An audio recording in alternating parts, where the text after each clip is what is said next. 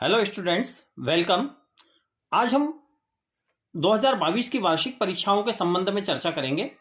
वार्षिक परीक्षाओं के संबंध में चर्चा करते समय हम गणित के विषय में अभी चर्चा करते हैं। 2022 की वार्षिक परीक्षाओं के संबंध में जो माध्यमिक शिक्षा मंडल भोपाल है उसके संबंध में हमें यह जान लेना आवश्यक है कि 2022 में जो प्रश्न पत्र हो रहे हैं उन प्रश्न पत्रों में जो पूर्णांक है वो 80 नंबर है और उस 80 नंबर में से हमें उत्तीर्ण होने के लिए जो अंक लाना है उसमें एक बहुत महत्वपूर्ण रोल रहने वाला है आपके वस्तुनिष्ठ प्रश्न, ऑब्जेक्टिव क्वेश्चंस का। ऑब्जेक्टिव क्वेश्चंस जैसे वस्तुनिष्ठ प्रश्न है, सही विकल्प है, रिक्त स्थान है, सत्य असत्य है और एक वाक्य या एक शब्द में उत्तर। इन प्रश्नों को अगर आप ठीक तरीके से करते हैं तो 32 नंबर के क्वेश्चंस ये हो रहे हैं। आपके पास होने या आपके मैक्सिमम स्कोर जो है उसमें इसका बहुत महत्वपूर्ण रोल रहने वाला है। तो इसके लिए हम सबसे पहले वस्तुनिष्ठ प्रश्नों को देखेंगे। तो हम सबसे पहले अर्धवार्षिक का पेपर लेते हैं, पहले रिवीजन कर लेते हैं पूर्व में जो चीजें हमने पढ़ी है उसके बारे में। यह अर्धवार्षिक परीक्षा 2021-22 का पेपर में ले रहा हूं, विषय गणित। पूर्णांक है हमारे 80 नंबर। इसमें आप विशेष रूप से ध्यान रखिए, एक एक चीज को हम लेते हैं सही विकल्प। सबसे पहला हम सही विकल्प को लेते हैं। सही विकल्प में देखिए, मान लीजिए पहला वाला हमने दिया है दो संख्या ए और बी इस प्रकार है कि ए इंटू बी। अब ए जो होता है वो पहला पद होता है और बी जो होता है वो दूसरा पद होता है। तो दो पदों का गुणनफल हमको दे रखा है 32। उन दोनों पदों का ए और बी का एलसीएम हमको दे रखा है, एलसीएम मतलब लघुत्तम समावर्तक, वो हमें दे रखा है 8। तो वो बोल रहे हैं कि एचसीएफ, ए बी का एचसीएफ ज्ञात कीजिए। एचसीएफ मतलब महत्तम हमें ज्ञात करना है। कैसे ज्ञात करेंगे आप देखें, इस पहले ऑब्जेक्टिव को हम कर रहे हैं तो हम देखते हैं कि एचसीएफ जो है महत्तम समावर्तक, उसका फार्मूला होता है प्रथम पद गुणित द्वितीय पद और इसके बटे में होता है एलसीएम। अब इस प्रश्न को हम ध्यान से देखें तो ए इंटू बी का मान हमारे पास कितना है 32 बटे एलसीएम हमारा कितना है 8। तो हम इसमें कितने का भाग दे देंगे 8 का। फार्मूले के हिसाब से जमा रहे हैं, ए इंटू बी की वैल्यू है हमारे पास 32 और एलसीएम जो है वो हमारा है 8। तो हमने ए इंटू बी की जगह हमने रखा 32, एलसीएम की जगह रखा 8। हम इसको डिवाइड करते हैं, भाग देते हैं, तो 8 चौक 32। तो ये हमारे पास वैल्यू मिल गई 4। हमारा जो एचसीएफ है वो कितना हुआ 4। तो इस तरह से हमारा ये इसका एचसीएफ आ जाएगा 4। अगला देखिए, यदि किसी द्विघात बहुपद X square plus B X plus C के शून्यक अल्फा और बीटा हो तो अल्फा प्लस बीटा का मान क्या होगा। आप एक चीज ध्यान रखिए, जब किसी बहुपद की बात करें हम, ये बहुपद हमें दिया हुआ है, इसके शून्यक अल्फा और बीटा होते हैं तो ये होता है शून्यकों का योगफल। अल्फा प्लस बीटा क्या होगा, शून्यकों का योगफल। तो अल्फा प्लस बीटा का मान हमारा होगा माइनस बी बटा ए। ये फार्मूला है, आपने याद किया होगा। तो ये फार्मूला हमारा रहेगा अल्फा प्लस बीटा बराबर माइनस बी बटा ए। ये सी वाला ऑप्शन। यहां पर एक और चीज ध्यान रख लेना आवश्यक है कि अगर शून्यकों का गुणनफल पूछते हैं अल्फा इंटू बीटा, तो अल्फा इंटू बीटा बराबर रहेगा सी बटे ए। ऑब्जेक्टिव में ये भी क्वेश्चन आ सकता है, इसलिए इसको भी आप ध्यानपूर्वक पढ़ लें। अगली चीज देखें आप, अगली चीज हम देखते हैं a1 बटा a2 बराबर b1 बटा b2 बराबर नहीं c1 बटा c2 के। ये दो चर वाले रेखिक समीकरण के संबंध में है। यहां पर हमें दे रखा है, फॉर्मूला दे रखा है a1 बटा a2 बराबर b1 बटा b2 बराबर नहीं c1 बटा c2। तो रेखिक समीकरण युग्म a1x plus b1y plus c1 बराबर 0 तथा a2x plus b2y plus c2 बराबर 0 का कौन सा हल होगा। तो कौन सा हल होगा हमें यहां पर ध्यान रखने की आवश्यकता है। जब a1 बटा a2 बराबर b1 बटा b2 होता है और बराबर नहीं c1 बटा c2 होता है, तो इस कंडीशन में ये समीकरण निकाय जो है दो चर वाले रेखिक समीकरण, इसका कोई भी हल नहीं होगा। तीन कंडीशंस होती है इसमें, तीनों कंडीशंस को ध्यान रखना आवश्यक है। हम सबसे पहले ये वाला देख रहे हैं, तो इसमें हमारा जो हमने आंसर दिखा है ये है कोई भी हल नहीं होगा। लेकिन यहां पर मैं तीनों कंडीशंस आपको बता देता हूं।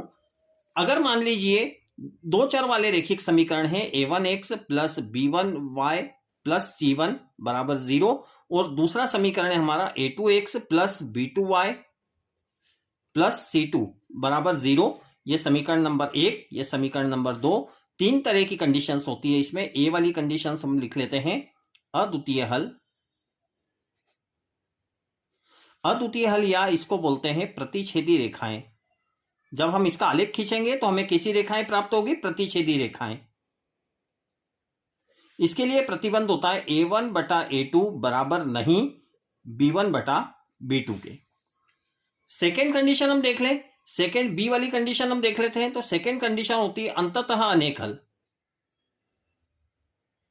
अंततः अनेक हल, या इसको बोल सकते हैं केवल अनेक हल बोल लें, अंततः अनेक हल बोल लें, असीमित रूप से अनेक हल बोल लें, कुछ भी। तो जब अनेक हल हमें प्राप्त होते हैं, तो अनेक हल प्राप्त होते हैं, कंडीशन होती है संपाती रेखाएं।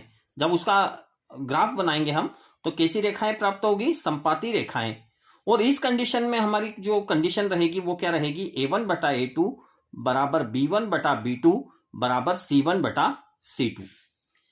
इसी में तीसरी कंडीशन होती है C वाली, जो हमारे इस ऑब्जेक्टिव में भी पूछी गई थी, कोई भी हल ना हो,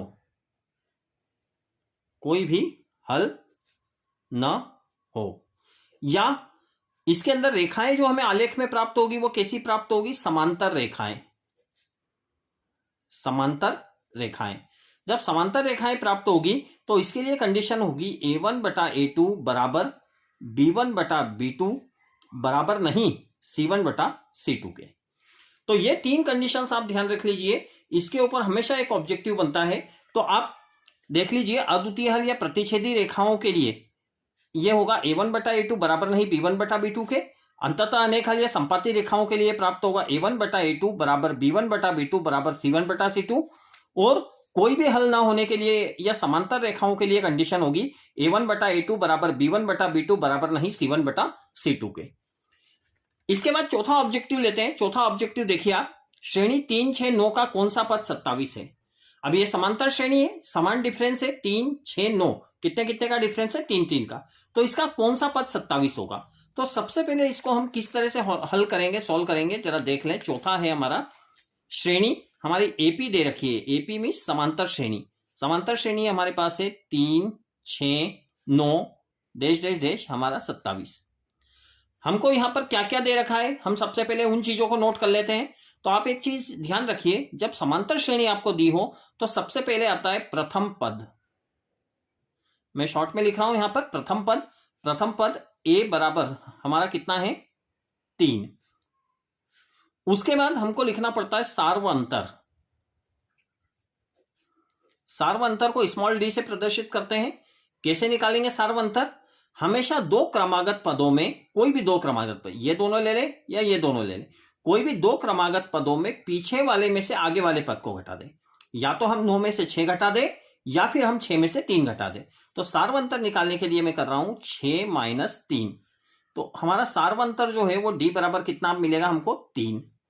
ये इस तरह से हो गया। उसके बाद हमें एनवा पद दे रखा है, एन। एनवा पद हमें दे रखा है कितना? 27। अब हमको यह ज्ञात करना है कि ये 27 कौन से नंबर का पद है, यानी पदों की संख्या हमें ज्ञात करना है। एन बराबर हमें ज्ञात करना है। कैसे करेंगे आप ध्यान से देख लीजिए। यहां पर एक फॉर्मूला होता है, ए एन बराबर ए प्लस एन माइनस 1 डी। मान रखेंगे हम इसमें, तो ए एन की वैल्यू हमारे पास कितनी है? 27 बराबर ए प्रथम पद आपका कितना है? 3 प्लस एन की वैल्यू हमें निकालना है। एन की वैल्यू हमें नहीं मालूम है, एन की वैल्यू हम नहीं मालूम है, इसलिए ऐसे ही रखेंगे एन माइनस 1 और इंटू डी की वैल्यू हम रख देंगे। डी का मान हमारे पास कितना है? 3। इसको सॉल्व करते हैं, ध्यान से देखिए। 27 इसी प्रकार लिखेंगे हम, 3 प्लस में है, इसके साथ किस में है? प्लस में। 3 को इधर लाएंगे पक्षांतरण करके, -3 प्लस का इधर आके माइनस का हो गया। हमारे पास क्या बचता है कोष्टक में? n minus 1 into 3। इसको हल करेंगे, 27 में से 3 घटाएंगे, 24 बचेगा बराबर n माइनस 1 इंटू 3। इसको हल करेंगे तो देखिए 24 इसी प्रकार 3 गुणे में है, 3 काय में आ जाएगा बटे में बराबर n माइनस 1। 3 से हम 24 को डिवाइड कर देंगे, भाग दे देंगे, 3 8 24।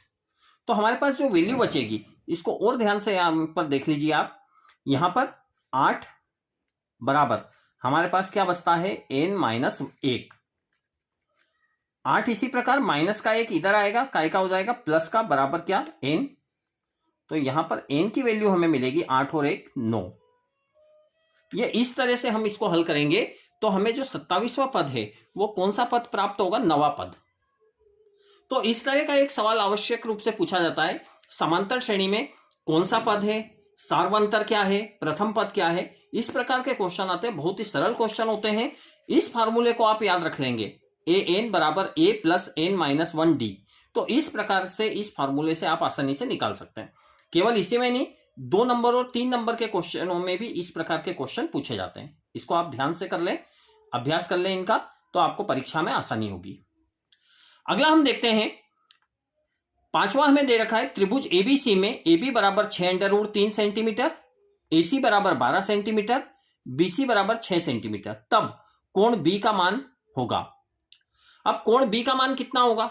तो यदि हमको तीनों भुजाएं दे रखी है तो तीनों भुजाओं में हम देख लेते हैं। हमने एक चीज देखी है हमारी प्रश्नावली में, त्रिभुज से संबंधित जो प्रश्नावली है उसमें हमें 3 भुजाएं रहती है और 3 भुजाओं में हमें यह देखना होता है कि वो समकोण त्रिभुज की भुजाएं है अथवा नहीं है। तो जब तीनों भुजाएं दी है तो हम पाइथागोरस प्रमेय लगा करके देखेंगे। यदि पाइथागोरस प्रमेय हमारी इस पे प्रूफ हो जाती है तो इसका मतलब समकोण त्रिभुज है और हम इसमें बता सकते हैं कि कोण B की वैल्यू कितनी होगी। सबसे पहले देखिए, पाइथागोरस प्रमेय क्या बोलती है कि किसी समकोण त्रिभुज में सबसे बड़ी भुजा का वर्ग, कर्ण का वर्ग बोल रहे हैं या सबसे बड़ी भुजा का वर्ग, किसी समकोण त्रिभुज में सबसे बड़ी भुजा का वर्ग अन्य 2 भुजाओं के वर्गों के योग के बराबर होता है। 3 भुजाएं हमको 5वें सवाल में दे रखी है, AB बराबर 6√3, AC बराबर 12 सेंटीमीटर और BC बराबर दे रखी है 6 सेंटीमीटर। 3 भुजाएं हम लिख लेते हैं, ये 5वें ऑब्जेक्टिव में हमको दे रखी है। AB बराबर है 6√3, AC बराबर है 12 सेंटीमीटर और BC बराबर है हमारी 6 सेंटीमीटर।